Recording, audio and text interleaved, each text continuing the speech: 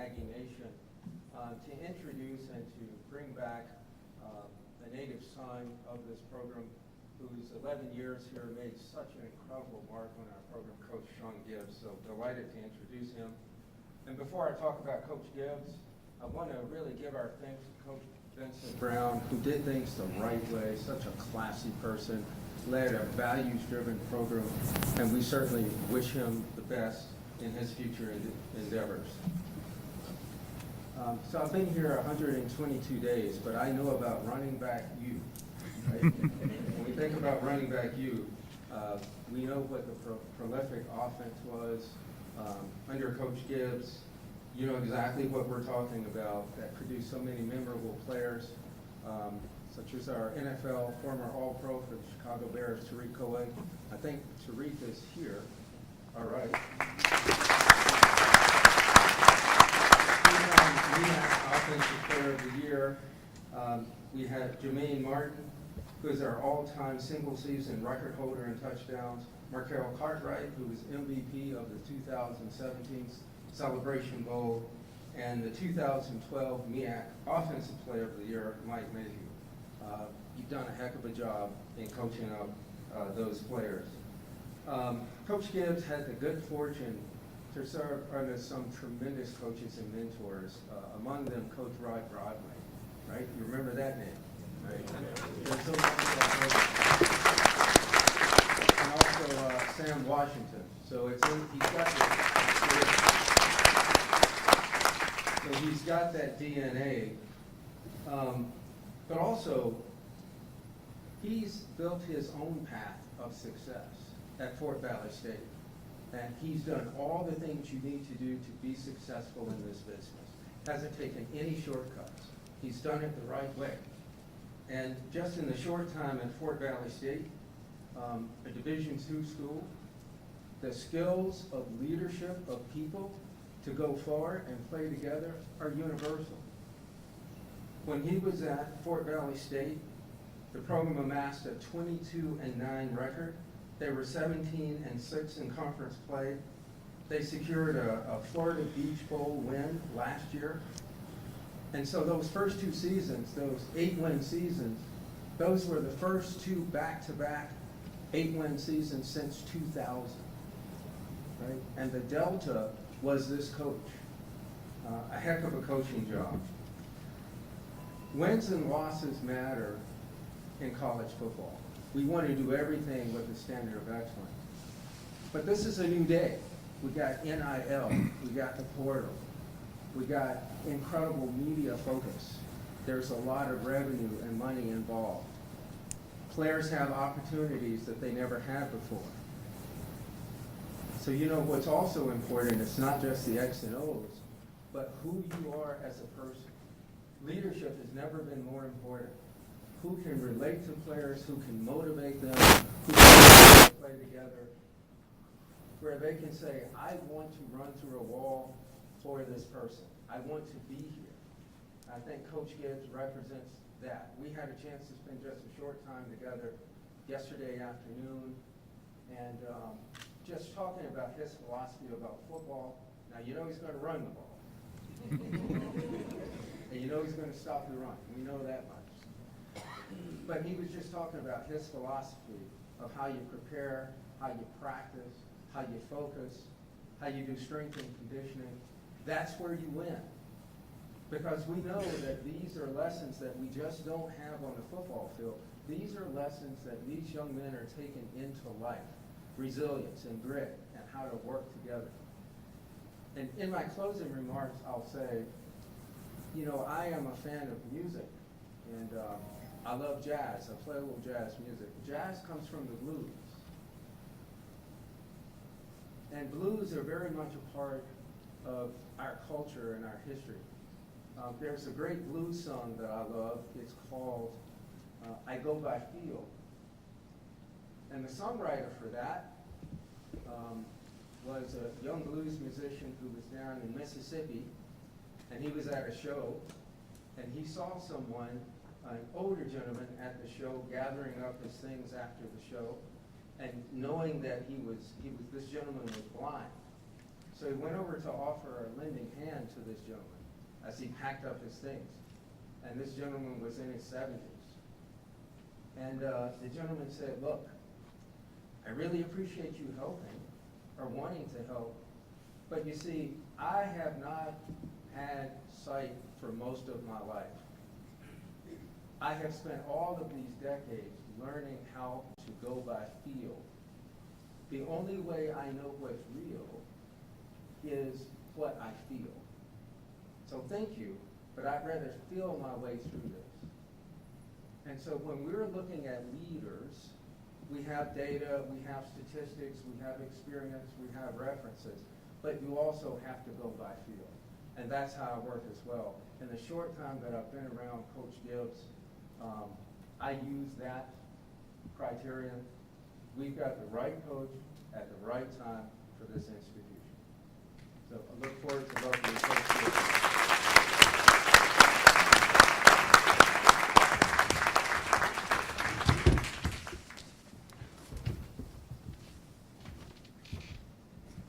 Thank you, Chancellor. Good morning, everyone.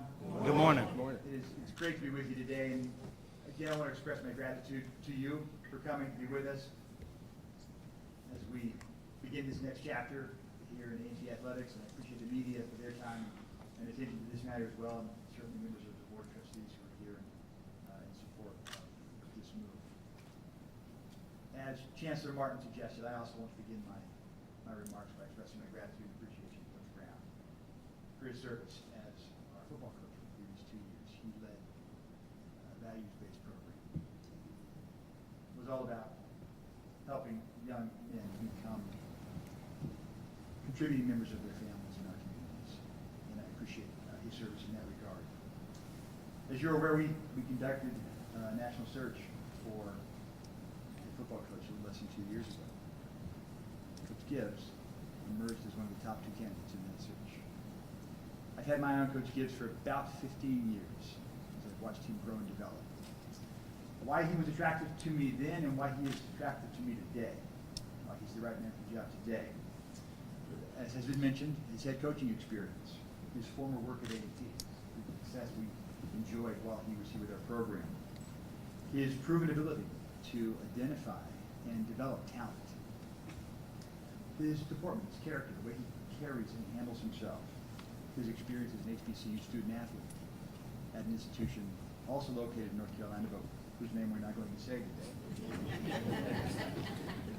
His demonstrated success recruiting North Carolina and our surrounding states. Chancellor Martin has alluded to this. His coaching philosophy, his teaching philosophy for our young men. His ability to develop meaningful, impactful relationships with our young men. And finally, as I mentioned, my own personal observations of his growth and development and maturity over the decade and a half that we've been associated. Now we are going to continue to build a values-based program of excellence here at A&T. Athletics plays a consequential role in that program, in that future. We will continue to graduate student athletes. We will continue to win championships. Now, Coach Gibbs, is coming back to FCS football at an interesting time, an exciting time. As the Chancellor's mentioned, we have the pending House settlement, we have the transfer portal, we have NIL. Those opportunities, expectations did not exist the last time Coach Gibbs was at A&T. The world has changed dramatically. He's stepping into that, and I'm grateful for his willingness to lead in that space.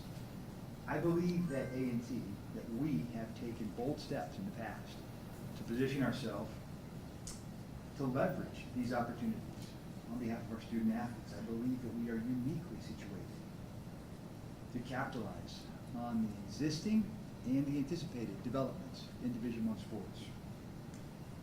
I believe that we're prepared to realize exponential growth at A&T and in the athletics department. And I believe that Coach Shawn Gibbs is particularly and uniquely qualified to lead us into that future.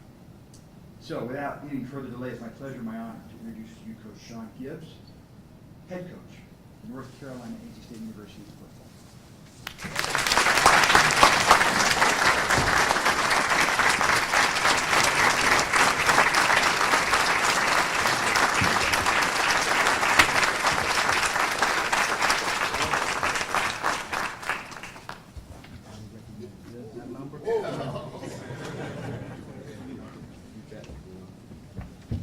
Good morning. Good morning. I'm not gonna put the hat on because we have a team where we don't wear hats in the building. So I have to lead by example. But first and foremost, I want to thank my Lord and Savior, Jesus Christ, for all that he has done for me and my family, and all that he will continue to do. I want to thank Chancellor Martin, our AD, Mr. Earl Hilton, and the Board of Trustees for giving me this opportunity to lead the football program at the #1 HBCU in the world.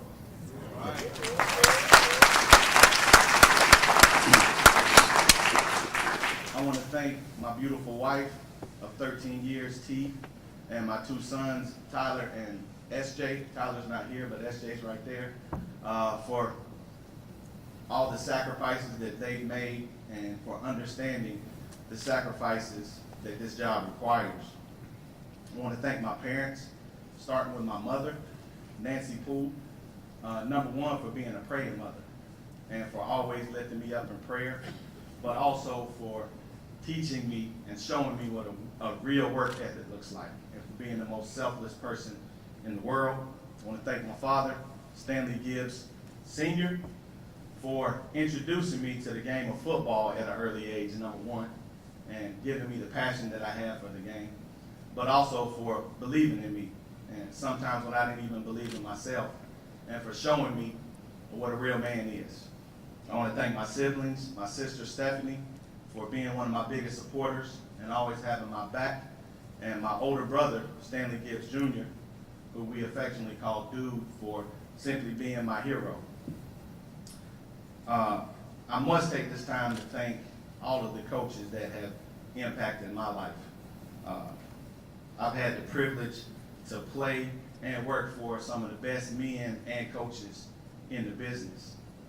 And I'm fortunate enough to still have a relationship with all of those guys. They're all still here with us, thank God.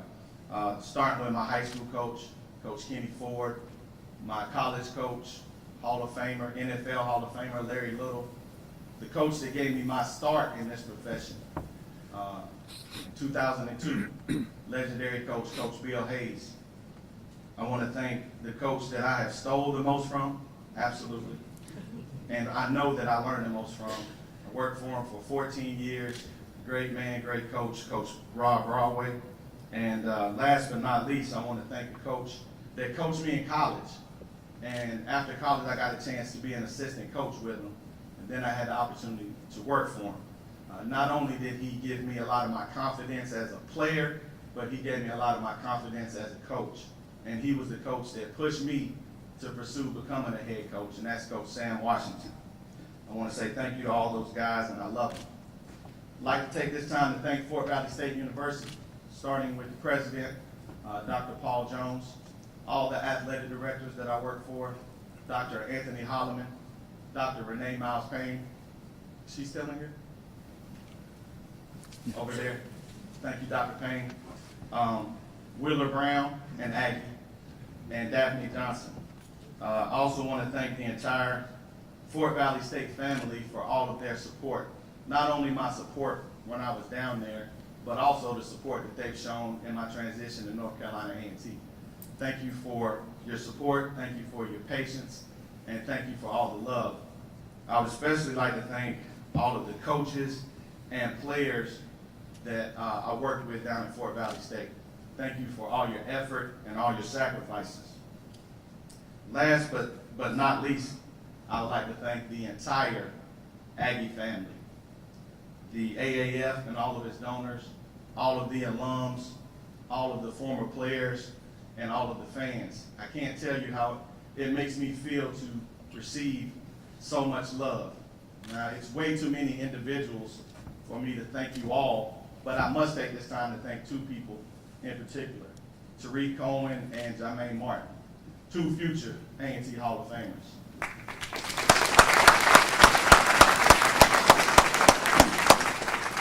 Tariq, I'd like to thank you for always having my back, calling me and lifting me up when I needed it, and most importantly, for always keeping it real with me. Thank you. Now, let's get down to some football. As a football coach, I have a purpose and I have a job. My purpose is to help these young men become better men. My purpose is to help these guys become great fathers, great husbands, and leaders in their community. My purpose is to help these guys graduate and become productive citizens. But I also want to make sure that these kids understand that Aggie Pride is not just something that you say. It's not just something that's in the locker room or in the dorm or hanging around campus. Aggie Pride is something that you must live each and every day. So my purpose is to make those guys understand that. I believe that in life, to be successful, you have to have your priorities in order. And in our program, our priorities are as such. Number one, God, first and foremost. Number two, your family. Number three, academic excellence. And then number four, football. We got to make sure that we keep our priorities in order, and we can't put anything before those four things. Like I said, teaching them about Aggie Pride. Aggie Pride is what's going to help these guys graduate. Aggie Pride is what's going to help these guys become great fathers, great husbands, and leaders in their community. Aggie Pride is what's going to help make those guys become great football players. And Aggie Pride is going to teach them to walk like, talk like, and act like a champion in everything that they do. That is my purpose. My job is to win football games.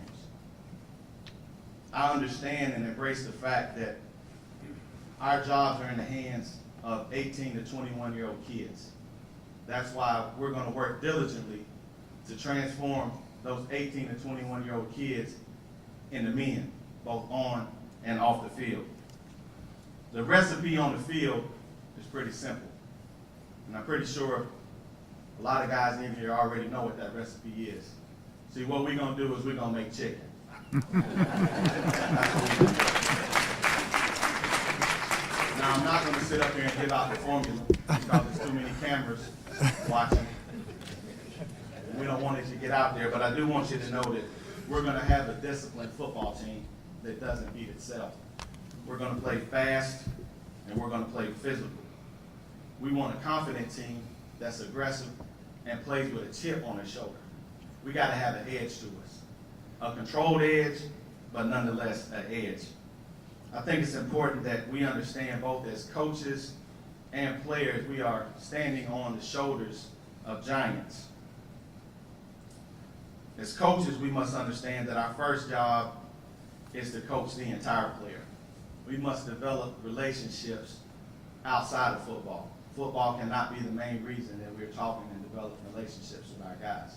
We have to let them know that we care about them on and off the field, and it has to be genuine.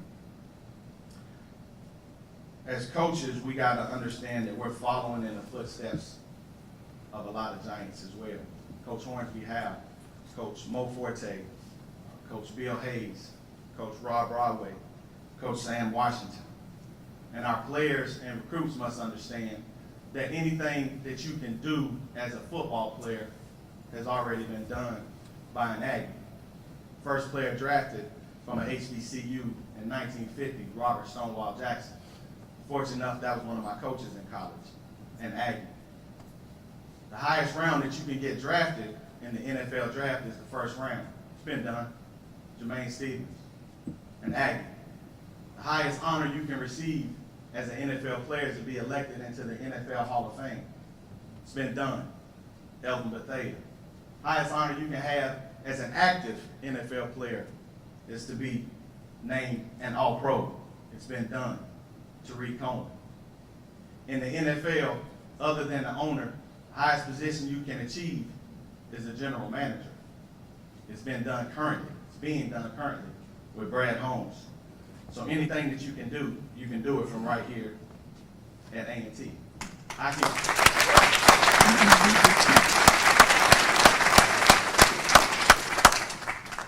can go on and tell you about all the greats that have walked this campus, but I would be here all day. My point is that we got to understand as coaches, when we put on the whistle, and players, when they put on the hat, you're representing all those that came before you. And you're laying a foundation and leaving your own legacy for all those that will come after. Getting us back to where we belong at the top is not going to happen overnight, but I want you to know that help is on the way. Do not get discouraged during the journey when adversity strikes. Adversity is simply part of the journey. In football, we say that when something good happens, keep playing. When something bad happens, keep playing. In life, when something good happens, just keep going. In life, when something bad happens, just keep going. Understand that the only thing that's going to work is work. Our return to glory is not dependent upon one man. It's going to take everybody. Coaches, players, administration, alums, and fans. But together, we can make this work. We need to have one message throughout our program. One message, but many messengers. And that message is walk like, talk like, act like a champion in everything that we do. Thank you, and God bless. Can I get an Aggie pride? Aggie pride!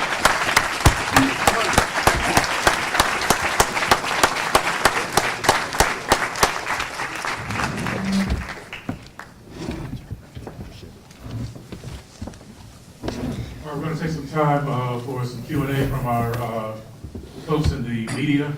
We'll pass around the microphone. If you have a question, just be patient so we can pass the microphone so that the folks watching online can hear your question.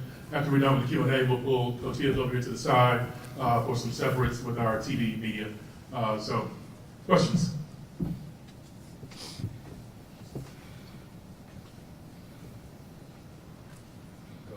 Samaj Marsh from Death Valley. Hey, Samaj, how you doing? What's the, in your opinion, the biggest way you've grown since your last stop here? Well, anytime that you become a head coach, you understand that as an assistant coach, you really know nothing. Right? You know nothing. So I think the biggest way that I've grown is in managing grown people. Can you hear? Oh, excuse me. Is in managing the coaches. I think that's a big part of it. You know, we have to get all the coaches on the same page. You got to have one message and many messengers within the coaching staff. So just managing the grown people is how I've grown the most. Let me take some time too before I continue, because I also want to thank somebody that's here that I didn't thank in my speech, but that would be Tiffany Sykes. She was the AD at FAM, and she offered me a job, and things didn't work out. But like I told her before this started, look at God. It wasn't in the plans right there, but now look at God. Thank you so much, Tiffany.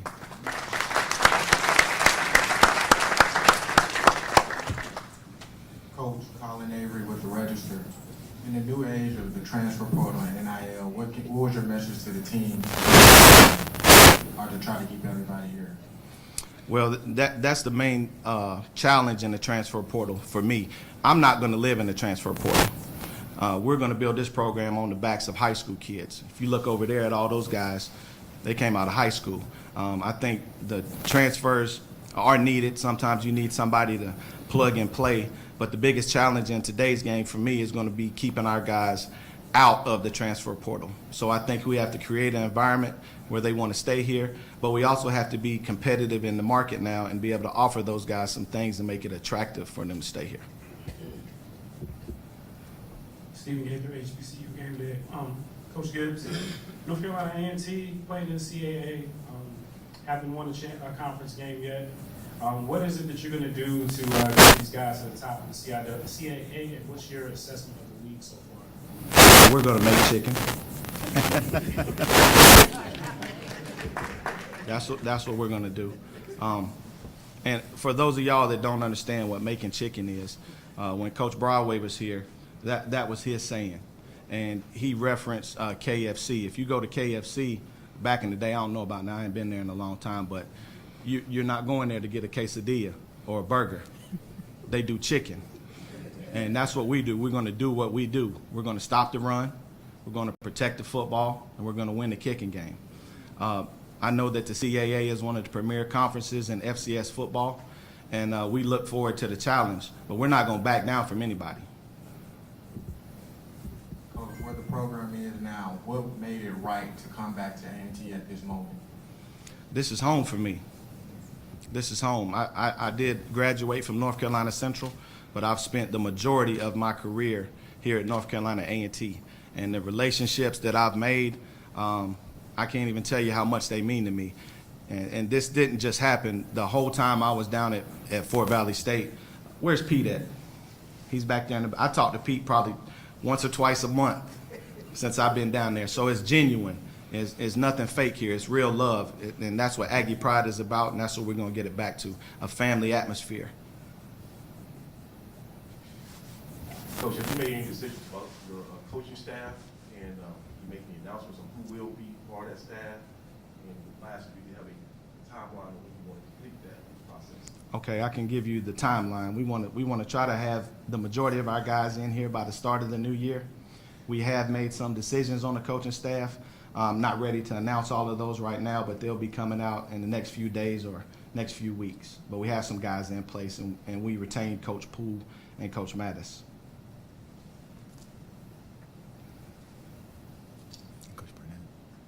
And Coach Barnett. Hey, Coach Tight Gibbs. end coach. I'm going to cut you off. Hey, Tariq. But, you used to have a little small office on the side, Right. You know, they kept you humble. Will you be moving back to the side office? I think I'm just going to visit the side office.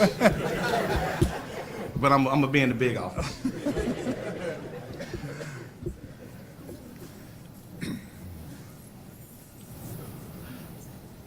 Thank you. Coach Gibbs, welcome back. My name is Billy Mills, class of '81. And I don't expect you to elaborate on my question, but I do expect you to give a yes or no response. I think that's about all you can do. And, you know, I've been on a 4-year journey, and some of these folks know this. I have lots of concerns about our football program. And my first question to you, it is a concern, yes or no. You know, our football budget, we're number one HBCU. We're proud of that. But our football budget is last in the CAA. It's last in the CAA. Of the 16 teams, now 14 with 2 of them leaving. And don't you think that is a bit of concern for you, that our football budget, with all the resources that I think we have, is last? Is that a concern for you, yes or no? No. It's definitely something that we have to work on to improve, but I'm a product of black colleges. My entire career since 1993, I've been in nothing but black colleges, and we've always had to find a way to be great with less.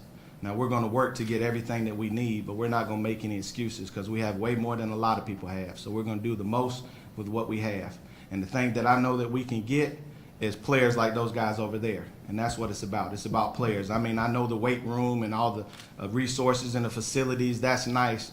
But on Saturdays in the fall, it comes down to 11 people on the field playing football. And that's what we're going to do. We're going to go out and find the best football players that we can find, and then we're going to build from there.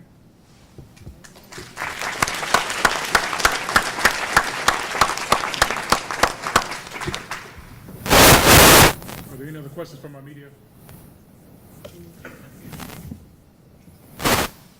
Samaj.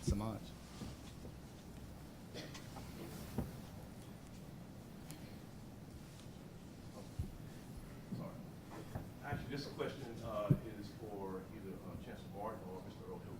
When you talk about this new era, can you just kind of just give us some understanding on why you felt the change was needed from Coach Brown? You know, so he was over here for 2 years. Just give us a little bit of insight on what the thought process and why that move had been made. Well, let me just say, as a new chancellor, we are a forward-looking organization. It's important that we set standards of excellence. Individual cases and personnel matters we don't discuss, but we're always constantly evaluating 2 things. What is in the best interest of our student athletes, and what's in the best interest of North Carolina A&T? And we have to answer those questions. And those are always the most important questions that we have to answer. And that's a constant evaluation. That's why we're here. And so that is the process that we always use. And then we are unified in that decision.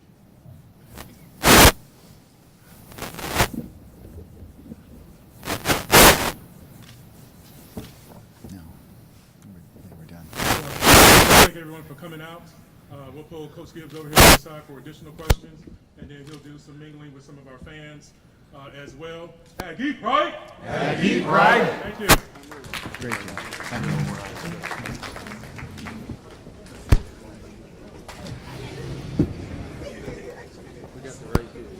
Thank you. I'm excited. I was like, he's good. Yeah, we'll be all right. We'll be just fine. I said, he is good. I'm going to leave this up to Yeah, you go. guys. I don't think I need it over here. They'll capture you on your way out if they want you. Yeah. I'm not going. Do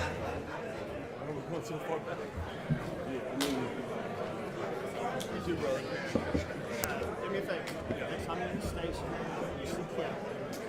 Go up, give her a big hug, and then after that, tell her. I will. She's a good friend. Yeah. See you, man.